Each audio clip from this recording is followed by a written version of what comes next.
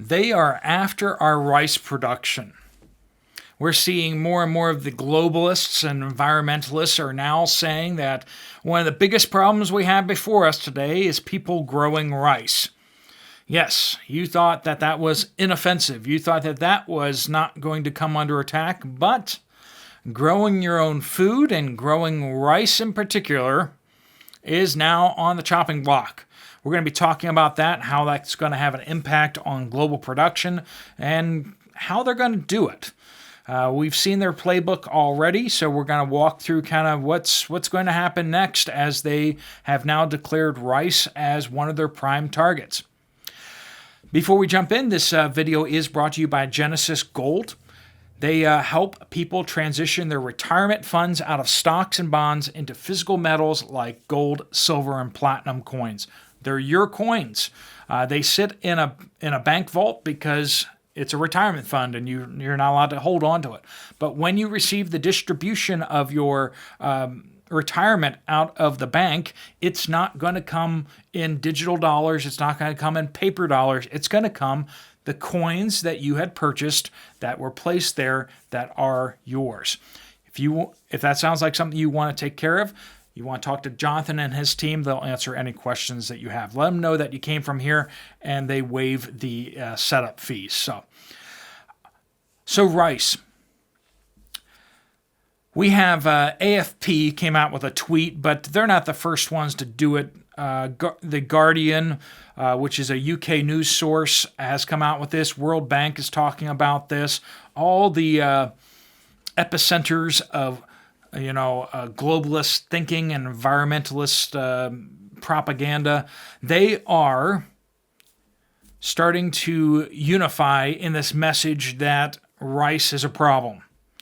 They say that rice accounts for 10% of global emissions of methane, which is actually quite high considering the fact that most methane and CO2 and everything like that gets emitted by non-human sources. So they're saying that basically a tremendous amount of methane comes from rice. Not quite as much methane as comes from cow farts. Yes, this is on the emergency level almost as much as cow farts. The Guardian, the UK news source, it was a newspaper. I think it's more online now. They're basically targeting the big three now: meat, dairy, and rice. They say that if they don't curb these, that climate change will continue. That they will miss their benchmarks, even if they curb all other CO2 emissions out there, all other methane emissions out there by human sources. If they fail to take care of meat, dairy, and rice, those alone will go beyond the caveman-style plan they have for the world. We keep saying this, but it bears repeating again. These folks have problem with one true carbon source, and that is you. You are the carbon that they are trying to eliminate. That's why we keep saying globalists and environmentalists. Why are the globalists so in lockstep on all these environmental wacko policies? Because very simply put, they are all about controlling people. This is not about saving the planet. No, this is about controlling people.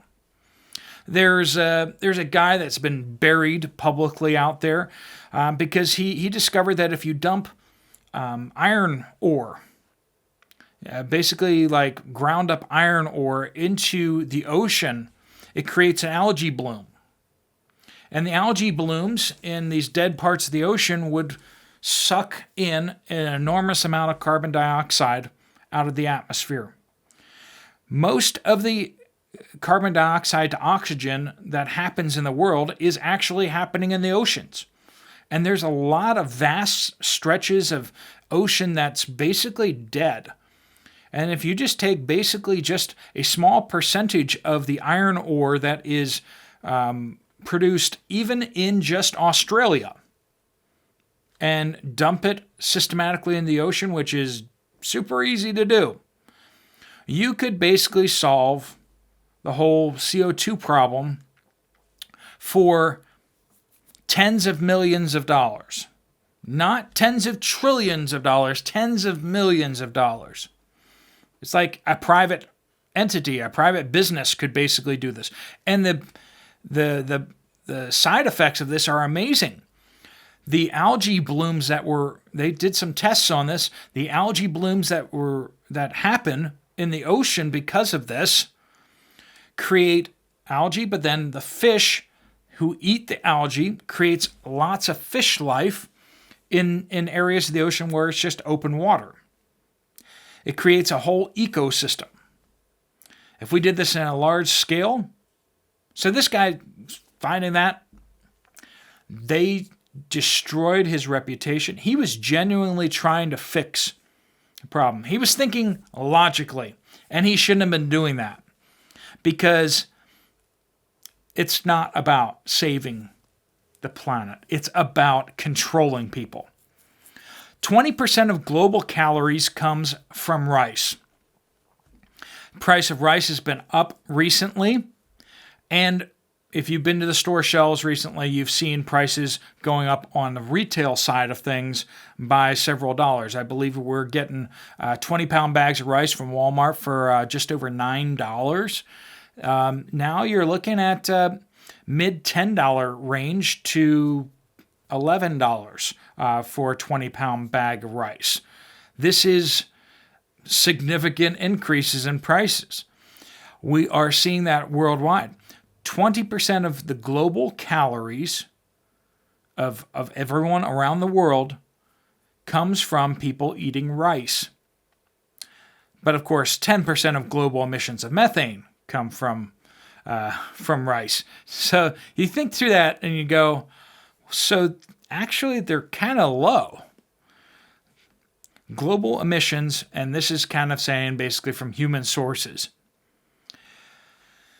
Friends, how are they going to do this? How are they going to wage war on rice production? Now, most of rice production, 90% of rice production in the world comes from Asia. And if you think that India and China are going to get on board with the whole globalist agenda thing, no, they're not going to do that. That's stupid. Every time that China signs an accord, it's basically so that Westerners will do all the work and China will just sign up, to maybe do something in the future at some point. But they never make any commitments. They never do anything. The very few commitments that they seem to have signed up on, they just violate freely and willy-nilly. So the idea that rice production in China is going to be curbed or rice production in India is going to be curbed is just kind of a joke. And other countries like Vietnam and Thailand, where there's major rice production as well, Indonesia, these places, their governments are not going to enact policies that are going to make their people starve. Where they will go after it is like in the United States. The United States produces quite a bit of rice, particularly in Arkansas. Texas, and California are major rice production, but most of it's in Arkansas. Very heavily concentrated, where they can divert water from the Mississippi River to flood the fields and everything. So how are they going to go after this? Well, we've seen this playbook before. They're going to use the banks. They're going to use the banks to make it so that farmers get incentivized to move away from rice. They will use banks to mess up the funding of people who are trying to grow rice. They will enact regulation after regulation after regulation in friendly Western countries where they can pay off the right people so that it makes it harder and harder and harder and just a pain in the rear end for anyone to ever try growing rice.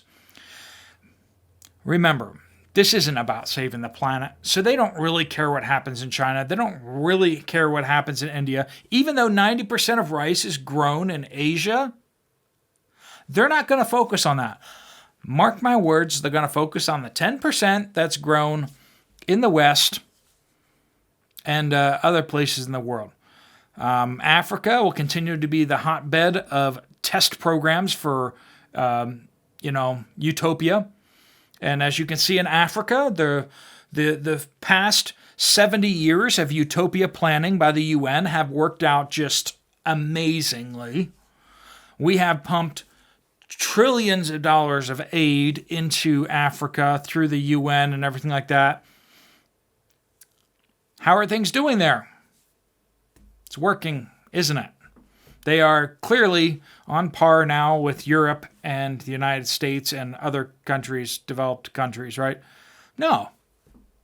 All the woke commie agendas that have been pushed and the policies, the utopian, dystopian ideas that they have pushed in all these places have made things worse everywhere the UN has gone. If you want to find a terrible place in the world, just follow the blue hats. And what you'll find is that the blue hats have been there for a very long time, making things worse continually over decades and generations. That they will over-regulate the American farms that grow rice. They will over-regulate the farms in Europe that grow rice. Just like they will over-regulate the meat industry, the dairy industry. And of course, they have their goons that will go around and cause fires wherever possible. You'd say, well, fires create CO2 and methane emissions and stuff, so they wouldn't do that. Yeah, but remember, it's all about just controlling people. It's not about actually the numbers, okay? They're also playing with land ownership.